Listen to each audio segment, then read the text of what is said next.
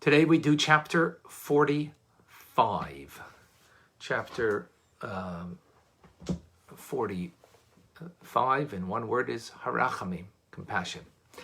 Till now we've been learning that to do lishma. Lishma means to serve God for heaven's sake, for God's sake, not for our self-directed purposes. That will be when we have love and awe of God. That will allow the mitzvahs that we do, the Torah that we're studying right now, to have wings, to be able to ascend to the divine and be there in an eternal manner. That's how we've learned till now. So we've spoken in the previous chapter about a love that God is my very life, my very soul, my very existence, and therefore you loving God, loving God as much as we love life. And then there's loving God as He's my Father. He's my Father, and I love Him more than I even love my own life, is the metaphor that we used. And with love, of course, comes the concept of fear. Fear means of being disconnected. If you love somebody dearly, you don't want to be disconnected from them, that you fear the disconnection. That is what we've learned till now. The Alter Rebbe now introduces a new idea that is not about love, but it's about compassion. And he calls it actually derech hayashar. It's a straight path. It's a straight path to be able to serve God through Torah mitzvahs, of course, lishma, for its own sake, for God's sake, through compassion. Now, compassion is an attribute that we have also given to us in our soul, and that is by way of Jacob, Yaakov Avinu, Jacob our forefather, who is the embodiment of compassion. As we've learned previously, Abraham is the embodiment of kindness, love, and Yitzchak, his son Isaac, is the embodiment of awe, restraint, withholding. The third patriarch, Yaakov, Jacob, is the embodiment of compassion, and as a result of him, we have been we graciously been given our soul a capability of having compassion. Now, what's the compassion for? Compassion, the Alter Rebbe explains, is twofold that are really connected with each other. The first concept of compassion is actually for our very soul. Not for our body, but for our soul. What does that mean? Our soul comes from the highest levels of divinity. From the highest levels of divinity, and it evolves and comes down into this physical world, into a body. That body is metaphorically called the serpent's skin, a negative force. We know our body has its own agenda. It has its own desires that are not God-like, but animal-like, and that's the animal soul that gives vitality to the body. And what are we having compassion? That my soul now is vested within this body. Now, nothing to blame anybody here for that. I mean, God made it that way. The whole point over here is that when we think about this, and then we have compassion over our situation, that is the point, because when we have that compassion, it will lead us to serve godly Shema for His sake, as we'll learn more, as we will see. But the truth is, the compassion has to go a step further, and that is, not only is my soul, again, of no fault. Compassion doesn't mean that there's a fault here. There's a reality. And that reality is my soul is vested within a body that has an au contraire agenda. And it makes it a challenge. It's vested within, so it's affected by the body. But furthermore, we live life and we do things that are not right. They're not appropriate, that are off the path. We sin. We do wrong things. We transgress. So not only is the human condition something to have compassion over, but furthermore, what we've done in that human condition, all the more so. Alter Rebbe now takes it to another level. Not only do I need to have compassion over my soul that's vested in the body and has also been affected by our negative behavior, but we have to have compassion, actually the source of our soul, which is God Almighty. We have to have compassion on Him. Wow. God is, so to speak, fettered by our negative thoughts. How so? How do we understand that? So there's a verse that says, Ki Yaakov chevel nachalosei, Jacob, which is an appellation for the Jewish people, is a rope of his inheritance. Meaning, a rope, you have the top of the rope, and you have the bottom of the rope. The top of the rope is where our soul comes from, the source of our soul, on high. The bottom of the rope is our soul, the way it's vested within our body.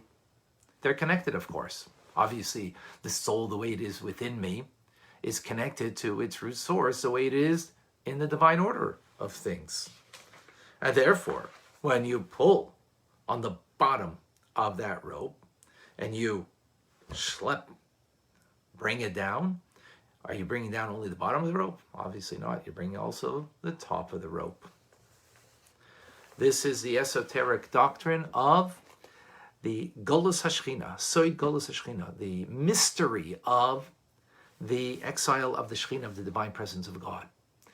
Because our soul is wrapped up and bound up with the divine presence of God on high, and now we've brought it into exile.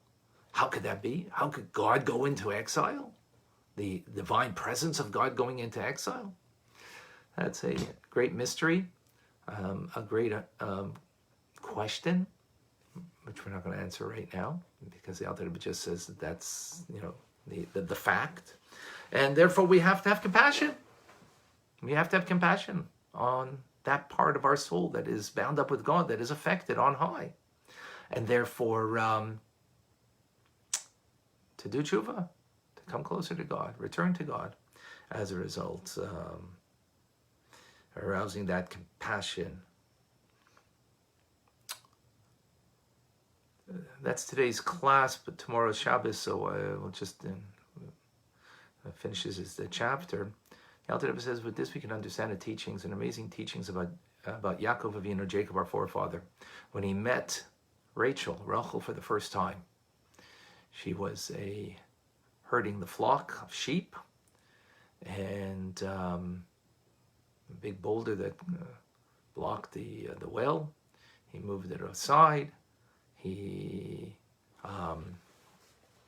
then it says Jacob kissed Rachel, lifted up his voice and wept. So Rashi explains, the Alter Rebbe doesn't read this here, but just the simple reason is because he knew that he was going to marry her and that they would not be buried together ultimately. So he wept. Simple explanation.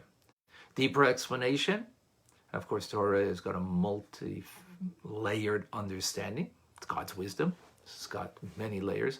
On a deeper Kabbalistic explanation is as follows. Yaakov is the embodiment of compassion. Rachel is the embodiment of all the Jewish souls. She's the embodiment of all the Jewish souls. That's why she was buried actually separately. Because when the Jewish people went into exile, they passed by Mitzlachem, where she is buried. And all the Jews passed by and prayed and cried by her gravesite. And she prayed and cried for the Jewish people as they went into exile. So she's the mother, so to speak, of the community of Jewish souls on high. So, Jacob, the supernal attribute of compassion, the way compassion is in its limited form in the world of Atzilus, lifts up his voice heavenward to the infinite source of compassion, which is 13 divine attributes of compassion, which is beyond the world of Atzilus. And he cries out to God, have compassion. The infinite form of compassion. He raises up his voice, he raises up his eyes to the infinite level of compassion within 13 divine attributes, beyond the world of Atzilus, and begs of God that that should be revealed to the font of all the Jewish souls as it's incorporated within Rachel, Imenu, the mother of all of the Jewish souls, to awaken that divine compassion. Because ultimately, again, what would happen, the Jews would go into exile, and we need that compassion from God Almighty. The Alter Rebbe concludes the chapter explaining the unique quality of compassion. There's a verse that says that Jacob redeemed Abraham. What does that mean? So on the spiritual level, it means Jacob compassion redeems love. Not always can you have love, but let's take this metaphorically. The Alter Rebbe doesn't say this here, but metaphorically in the human condition. The human condition is there are people in our lives that we should love. We should love them. They're our family, and we should love them. And sometimes they're not so lovable, and it's not so easy to love them. You know how you get to love them? Have compassion for them. If you will have compassion for those people that you need to love, you will redeem the love. Jacob, compassion redeems Abraham, the love. It will bring it out. And therefore, sometimes we can't love God. Well, if we'll have compassion on our soul and the source of the soul, then we'll be able to redeem the love and bring the love of God and have it actually revealed as a result. And then we'll be able to engage in our Torah mitzvahs, lishma, for the sake of the divine connection, the divine love and awe that is brought to us through compassion. That's it, folks. Powerful stuff. That once again, I ask you to please share with others. Thank you, everybody, for the blessings that you gave. Today's lesson is in honor of my dear father's neshama, his soul. Today's his 42nd yortzeit, day of passing, and appreciate everybody's sentiments. Thank you. Serach Shalom, and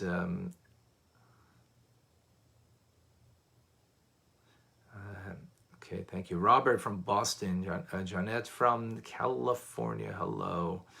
Mayor and Caroline from the Netherlands, thank you for joining.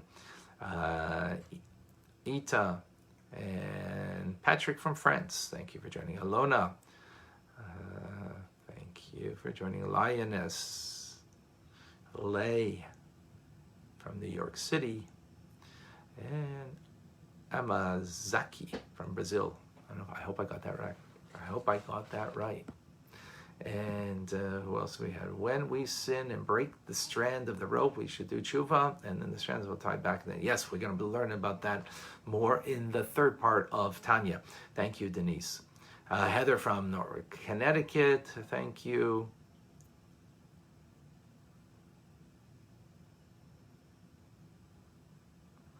Mana, okay, something.